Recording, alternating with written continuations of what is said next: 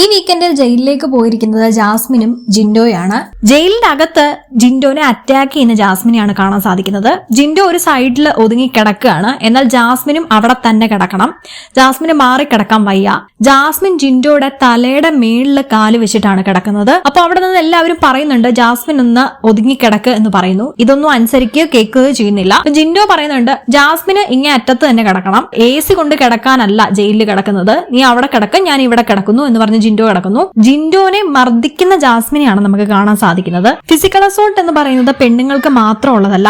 ജിൻഡോയെ മർദ്ദിക്കുന്ന ജാസ്മിനെയാണ് നമുക്ക് അവിടെ കാണാൻ സാധിക്കുന്നത്. ജിൻഡോനെ അടിക്കുകയും തൊഴിക്കുകയും ഒക്കെ ജാസ്മിൻ ചെയ്യുന്നുണ്ട്. ഈ ഒരു ആക്ടിനെതിരെ ഉറപ്പായും ബിഗ് ബോസ് നടപടിയെടുക്കണം. റോക്കി സിജോയെ മർദ്ദിച്ചത് മാത്രമല്ല മർദ്ദനം. ഒരാളെ ഫിസിക്കലി ഉപദ്രവിക്കുന്നതും അടിക്കുന്നതും മർദ്ദനം തന്നെയാണ്. വളരെ അഹങ്കാരത്തോടു കൂടി പെരുമാറുന്ന ജാസ്മിനെ തന്നെയാണ് നമുക്ക് കാണാൻ സാധിക്കുന്നത്.